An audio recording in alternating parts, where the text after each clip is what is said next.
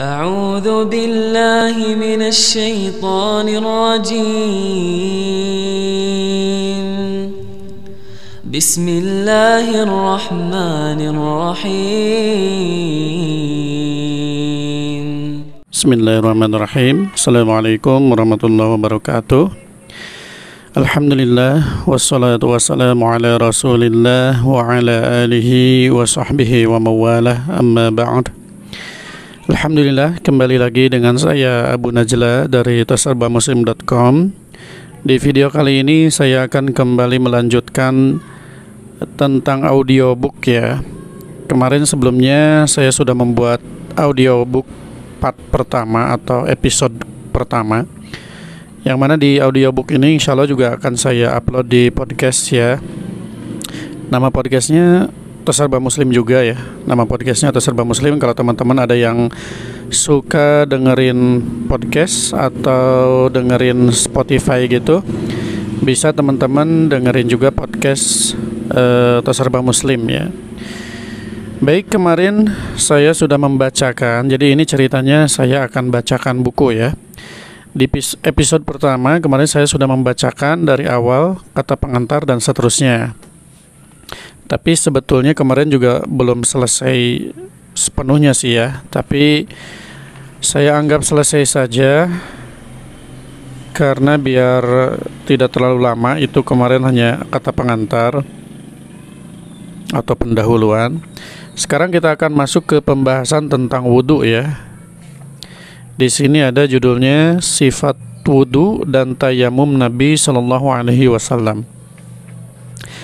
Nah, di sini ada gambarnya juga ya untuk memperjelas seperti apa tata caranya. Ini dari gambar bisa kita lihat.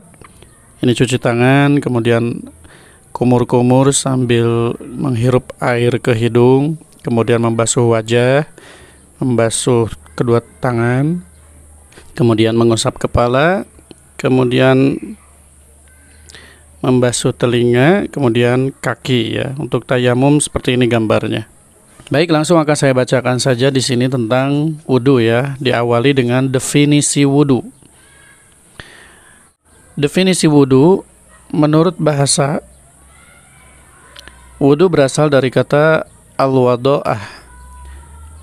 Ini ya, atau al-wado'ah, yang berarti kebersihan dan kecerahan.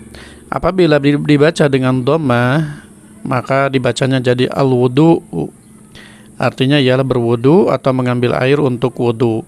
Jika dibaca dengan fathah, al-wudu'a, mungkin ya maksudnya ini al-wudu'a karena fathah, artinya ialah air untuk berwudu. Dikatakan tawaddu'atu lis-sholati, tawaddu'tu lis-sholati artinya aku berwudu untuk salat. Sini lihat Kamus Al-Muhit. Ini ada penjelasannya ya. Jadi ini definisi tentang wudu menurut bahasa. Sekarang kita lihat definisi wudu menurut syariat.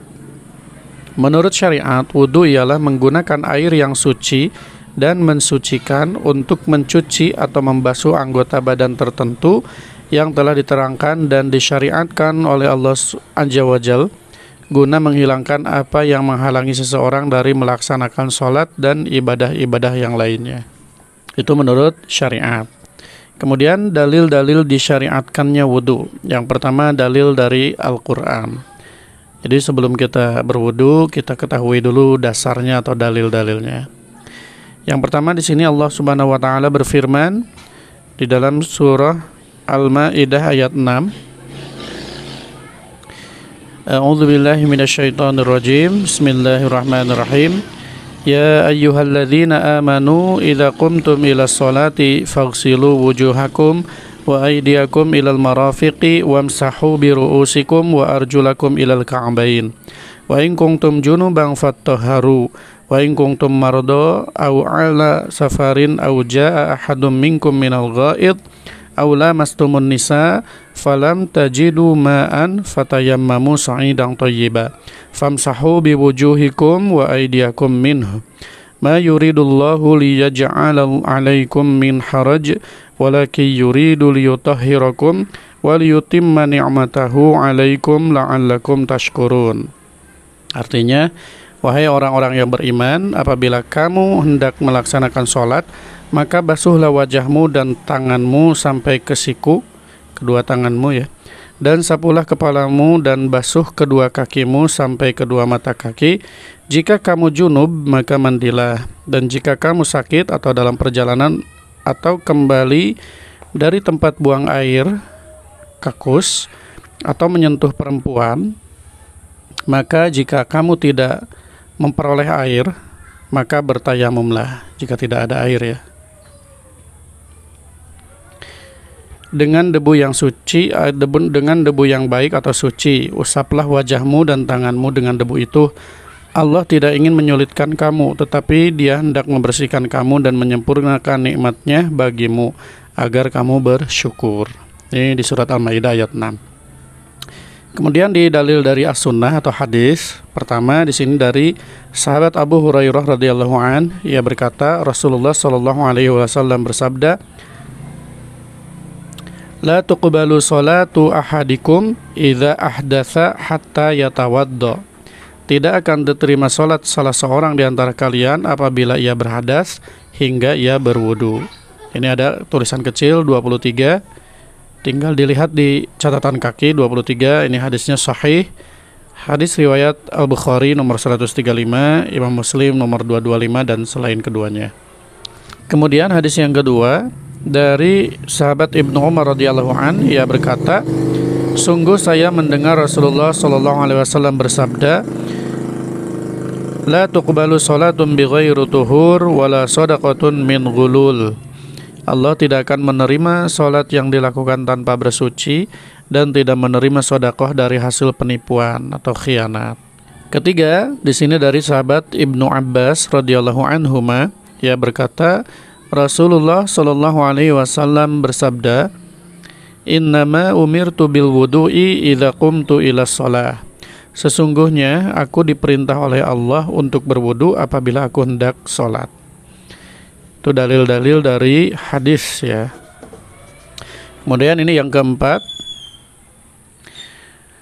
dari sahabat Abu Sa'id radhiyallahu anhuma, ia berkata Rasulullah sallallahu alaihi wasallam bersabda, miftahus sholati at-tuhur wa tahrimuha at-takbir wa tahliluha at-taslim.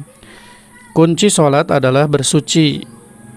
Tahrimnya, ini ada 26. Tahrim artinya, di sini ada, bisa teman-teman lihat. Tahrim artinya apabila seseorang telah melakukan takbiratul ihram, maka diharamkan baginya berbicara, makan, minum, dan lain-lain yang pada asalnya adalah halal sebelum ia melakukan takbiratul ihram.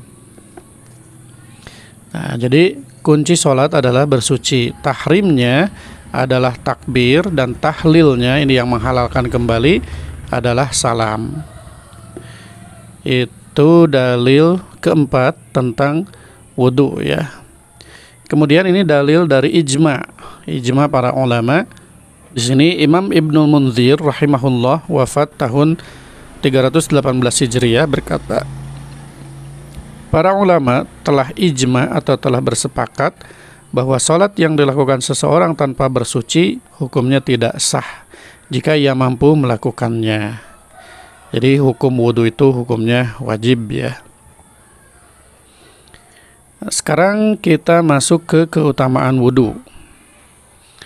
Ini supaya kita lebih semangat ya. Kalau sudah mengetahui apa saja keutamaan wudu tersebut, kita termotivasi untuk menyempurnakan atau mungkin memperbaiki wudu kita yang sebelumnya mungkin kurang baik ya. Nah, dengan mengetahui keutamaan wudu ini, semoga kita termotivasi untuk memperbaiki wudu kita atau menyempurnakan wudu kita. Dan ini cukup panjang ya. Saya baca dulu. Wudu adalah setengah iman. Ini keutamaan yang pertama. Dari sahabat Abu Malik Al-Asy'ari radhiyallahu anhu, ia berkata Rasulullah sallallahu alaihi wasallam bersabda, at-tuhuru syatrul iman, walhamdulillahi tamla'ul mizan, wa subhanallahi walhamdulillahi tamla'ani au tamla'u ma bainas samawati wal ard. Wassalatu nurun was-shadaqatu burhanun, was-sabru diyaun, wal Qur'anu hujjatun laka aw 'alaika, kullu nasi yaghdu fabai'un nafsahu famu'tikuha aw mubiquha. Artinya bersuci itu sebagian dari iman. Alhamdulillah, lafaz alhamdulillah akan memenuhi timbangan. Subhanallah dan alhamdulillah keduanya akan memenuhi antara langit dan bumi. Salat adalah cahaya, sedekah adalah bukti, sabar adalah sinar, dan Al-Quran adalah pembela bagimu atau tuntutan atasmu. Setiap manusia pergi menjual dirinya, maka ada yang memerdekakan dirinya dan ada pula yang membinasakan dirinya. Kemudian faidah yang kedua, wudu dapat menghapus dosa-dosa kecil. Dari sahabat Abu Hurairah radhiyallahu anhu bahwa Rasulullah sallallahu alaihi wasallam bersabda, "Idza tawadda'a al-'abdul muslim awil mu'min faghasala wajhahu kharaja min wajhihi kullu khati'atin nadhara ilaiha bi'ainaihi ma'al ma'i aw ma'a akhiri qatril ma'i." Fa'idha ghasala yadaihi kharaja min yadaihi kullu khati'atin kana batoshatha yadahu ma'al ma'i au ma'a akhiri qatril ma'i. Fa'idha ghasala rijlaihi kharajat kullu khati'atin mashatha rijlahu ma'al ma'i au ma'a akhiri qatril ma'i hatta yakhruja naqiyan minadz dzunub. Apabila seorang hamba muslim atau mukmin berwudu lalu mencuci wajahnya, maka keluarlah setiap dosa dari wajahnya yang ia pernah melihat yang haram dengan kedua matanya bersamaan dengan air atau bersamaan dengan tetesan air yang terakhir. Bila ia mencuci kedua tangannya, maka keluarlah setiap dosa dari kedua tangannya yang pernah dilakukan oleh kedua tangannya bersamaan dengan air atau tetesan air yang terakhir. Dan bila ia mencuci kedua kakinya, maka keluarlah setiap dosa yang dilakukan oleh kedua kakinya bersamaan dengan air atau bersamaan dengan tetesan air yang terakhir, sehingga ia keluar dalam keadaan bersih dari dosa. Dari sahabat Abu Umamah radhiyallahu an, ia mengatakan Rasulullah sallallahu alaihi wasallam bersabda, "Idza tawadda'a ar-rajulul muslim kharajat dzunubuhu min sam'ihi wa basarihi wa yadaihi wa rijlaihi fa in qa'ada maghfura lahu." Apabila seorang muslim berwudu, maka keluarlah dosa-dosanya dari pendengarannya, penglihatannya, kedua tangannya dan kedua kakinya. Apabila ia duduk menanti sholat, ia duduk dalam keadaan diampuni dosa-dosanya. Masyaallah ya. Kemudian ini hadis yang ketiganya. Dari Utsman radhiyallahu an, ia berkata Rasulullah sallallahu alaihi wasallam bersabda, "Man tawadda'a fa ahsanal wudu, kharajat khotoyahu min jasadihi hatta takhruja min tahti azfarihi." Ini barang siapa yang berwudu lalu menyempurnakan wudunya, niscaya akan keluar dosa-dosanya dari tubuhnya sampai dosa-dosanya itu keluar dari bawah kuku-kuku jarinya. Insyaallah ya. Juga dari Utsman radhiyallahu an, ia mengatakan Rasulullah sallallahu alaihi wasallam bersabda, "Man tawadda'a hakadza," berarti ini Rasul mencontohkan juga ya, hakadza seperti ini, "ghufira lahu ma taqaddama min dzambihi wa kanat salatuhu wa mashyuhu ilal masjidi nafilah." Barang siapa yang berwudu seperti ini, seperti wuduku ini, niscaya akan diampuni dosa-dosanya yang telah lalu, dan sholatnya serta perjalanannya menuju masjid sebagai tambahan pahala baginya. Masya Allah, yaitu pahala dari berwudu ya, bisa menghapus dosa-dosa kita. Kemudian selanjutnya dari Zaid bin Khalid al-Juhani radhiyallahu an, bahwa Nabi SAW bersabda, "Man tawadda'a fa ahsana wudu'ahu thumma shalla rak'ataini la yashu fihima ghufira lahu ma taqaddama min dzambih." Nah, ini untuk yang tadi ya teman-teman, bisa dicek ininya, hadis-hadisnya. Jadi tadi tidak dituliskan, hanya dituliskan nomor. Ini nomor 34 ini berarti hadis tersebut sahih, ada di hadis riwayat Muslim atau di Sahih Muslim nomor 229. Seperti itu ya. Jadi insya Allah di buku ini bisa dipertanggungjawabkan gitu ya. Barang siapa berwudu lalu menyempurnakan wudunya, kemudian sholat 2 rakaat yang ia tidak lalai dalam 2 rakaat itu, niscaya Allah akan mengampuni dosa-dosanya yang telah lalu. Kemudian dari Utsman radhiyallahu an lagi, ia mengatakan, saya mendengar Rasulullah sallallahu alaihi wasallam bersabda, "Man tawadda'a lis-sholati fa asbaghal wudu, thumma masya ila sholatil maktubati fa shallaha ma'an nasi au ma'al jama'ati au fil masjid, ghafarallahu lahu dzunubahu." Barang siapa berwudu untuk mengerjakan sholat lalu menyempurnakan wudunya, kemudian dia pergi untuk mengerjakan sholat wajib bersama manusia atau dengan berjamaah atau di masjid, niscaya Allah akan mengampuni dosa-dosanya. Ini termasuk pahala sholat di masjid juga ya, sholat berjamaah. Selanjutnya dari sahabat Ali bin Abi Thalib radhiyallahu an, bahwasannya Rasulullah sallallahu alaihi wasallam bersabda, "Isbaghul wudu fil makarihi wa i'malul aqdami ilal masajid wa intidharus sholati ba'da shalah yaghsilul khataya ghusla." Menyempurnakan wudu di waktu sulit, melangkahkan kaki menuju masjid, menunggu sholat setelah selesai sholat, maka yang demikian itu sungguh akan mencuci kesalahan-kesalahannya. Dan dari Humran bin Aban bahwasanya Utsman radhiyallahu an minta dibawakan air untuk berwudu, lalu ia menyebutkan sifat atau tata cara wudu Nabi sallallahu alaihi wasallam.